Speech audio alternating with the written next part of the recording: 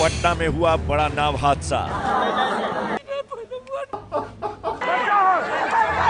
गंगा नदी में डूबने से कई लोगों की मौत। कौन देगा इन आंसुओं का हिसाब? हादसे का कौन है जिम्मेदार? एबीपी न्यूज पर बड़ी कवरेज लगातार। सबसे पहले देख लेते हैं पटना में नाव हादसे से जुड़ी बड़ी बातें। पटना में हुए हादसे में अब तक 20 लोगों की मौत हो चुकी है। ओवरलोड होने की वजह से ये नाव नदी में डूबी। नाव पर 50 से 60 लोग सवार थे, यानी कि इसकी क्षमता से कहीं ज्यादा लोग इस नाव पर सवार थे। किनारे से करीब 30 फीट दूर ये नाव डूब गई और यह हादसा कल शाम 6 से 7 बजे के बीच हुआ। भीड़ पतंगबाजी के कार्यक्रम से लौट रही थी। पतंगबाजी का कार्यक्रम आयोजित किया गया था, जिसके बाद ये भीड़ लौट रही थी। बिहार सरकार के पर्यटन विभाग का पतंगबाजी कार्यक्रम था। सरकारी कार्यक्रम के बाद बिना अनुमति गैर सरकारी खिचड़ी भोज का आयोजन हुआ था और नदी के दूसरे किनारे पर मौजूद अम्यूजमेंट पार्क में ये खिचड़ी भोज का आयोजन किया गया था। अवैध तरीके से बनाया गया अम्यूजमेंट पार्क के खिलाफ कड़ी कार्रवाई की तैयारी, प्रशासन की तरफ से ऐलान। और शाम को नाव चलाने पर पाबंदी के बावजूद ये नाव चलाई गई। मृतकों के परिजनों को 4 लाख रुपए मुआवजे का ऐलान किया गया है। मकर संक्रांति पर आज जेडीयू की तरफ से रखा गया दही चूड़ा भोज इस हादसे के बाद रद्द कर दिया गया है।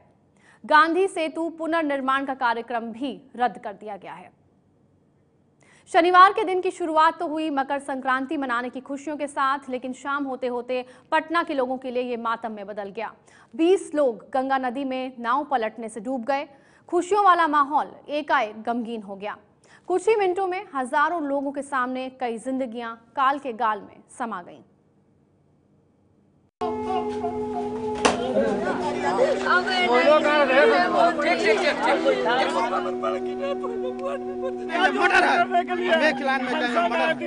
मटर बुला करके आपने इनवाइट किया था बिहार गवर्नमेंट ने पेपर में छाप के। गुस्सा, नाराजगी, बेबसी और बेहिसाब दर्द झेल रहे सतगुरु रामशरण अकेले नहीं हैं।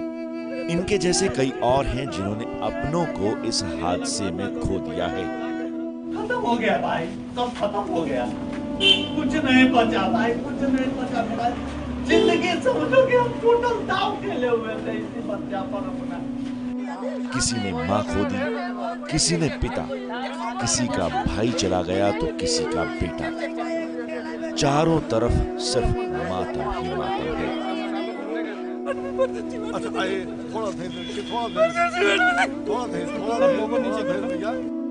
इन तस्वीरों ने सिर्फ बिहार को ही नहीं पूरे देश को दहला दिया है।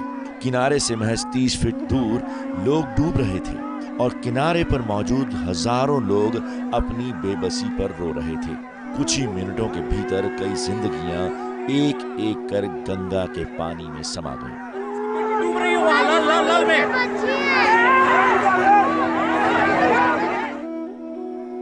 2 आदमी कूदा ना तो नाव हो गया हल्का में, तो पानी जो एक साइड से घुसना तो उसके वजन से ही पूरा नाव डूब गया।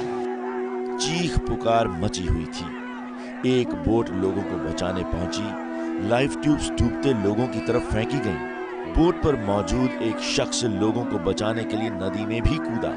जिन्हें तैरना आता था वो तैरकर बच गए। कुछ को लाइफ ट्यूब्स मिल गईं।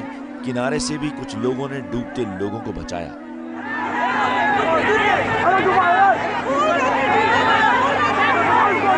लेकिन देखे कि अचानक बोट डूबने लगा तो भाई हमने जंप मारा और 12-14 लोग को बताया, जिसमें 5 लोग सुरक्षित है, 5 महिला थी जिसमें सुरक्षित है लोग। दरअसल मकर संक्रांति के मौके पर बिहार सरकार के पर्यटन विभाग ने पतंगबाजी का कार्यक्रम आयोजित किया था। भारी संख्या में लोग इसमें शामिल होने नदी पार कर सबलपुर दियारा पहुंचे थे, जो कि सारण जिले में आता है। ये नाव सबलपुर दियारा से चलकर यहाँ पटना के गांधी घाट आ रही थी। गांधी घाट से कुछ ही फीट दूर ये नाव डूब गई। वो एक ही नाव था और जैसे ही नाव खुली ओवरलोड और नाव में पानी आने लगा और नाव फिर नीचे जाने को लगा।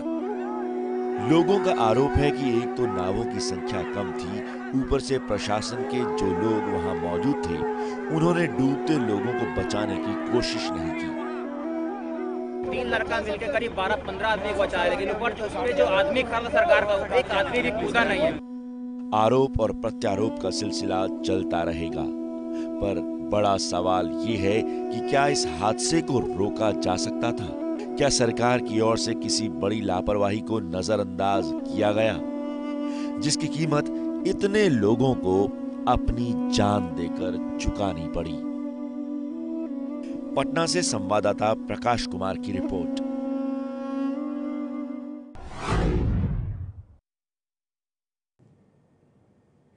बीस लोगों की मौत हो गई, इसकी जिम्मेदारी किसकी है?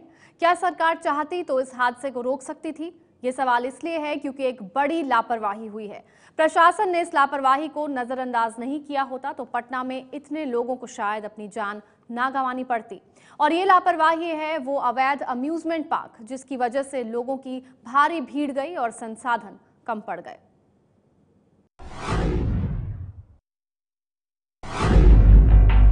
पटना नाव हादसे का जिम्मेदार कौन?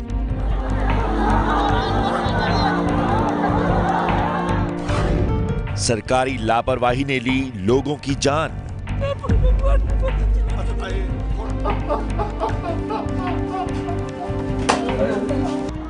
पटना के गांधी घाट के करीब नाव डूबी तो कई जानें चली गईं। हादसा कैसे हुआ, क्यों हुआ, इसकी जांच शुरू हो गई है। हादसे की फिलहाल जो सबसे बड़ी वजह बताई जा रही है वो है नाव पर क्षमता से कई गुना ज्यादा लोगों का सवार होना। चश्मदीदों के मुताबिक नाव पर 60 से 80 लोग सवार थे।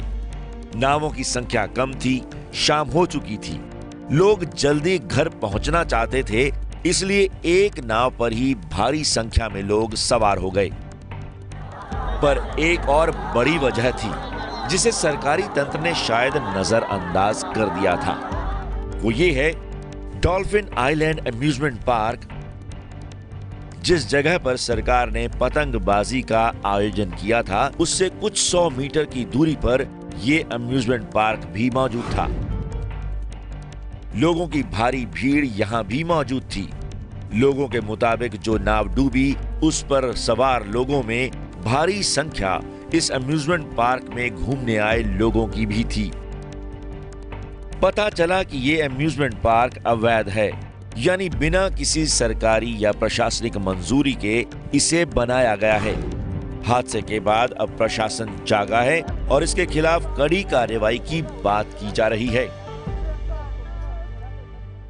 अम्यूजमेंट पार्क डिज्नीलैंड जो अनऑथराइज्ड है, जिसने अनुमति, जांच में पता चला कि उसने अनुमति भी नहीं ली थी, वो काफ़ी भीड़ आज वहाँ पर थी और वहीं से जो लोग निकल रहे थे वो इस अनफॉर्चुनेट इंसिडेंट उस नाव पे सवार हुए और ये घटना घटी।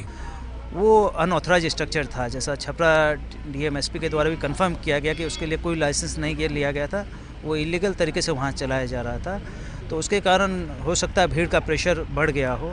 ऐसे में कई सवाल उठ रहे हैं। सवाल नंबर 1, क्या अवैध अम्यूजमेंट पार्क की जानकारी सरकार और प्रशासन को नहीं थी? सवाल नंबर 2, अगर अवैध अम्यूजमेंट पार्क की जानकारी नहीं थी, क्या ये सरकारी तंत्र की नाकामी नहीं है? सवाल नंबर 3, और अगर अवैध अम्यूजमेंट पार्क की जानकारी थी तो फिर उसके खिलाफ पहले ही कार्रवाई क्यों नहीं हुई?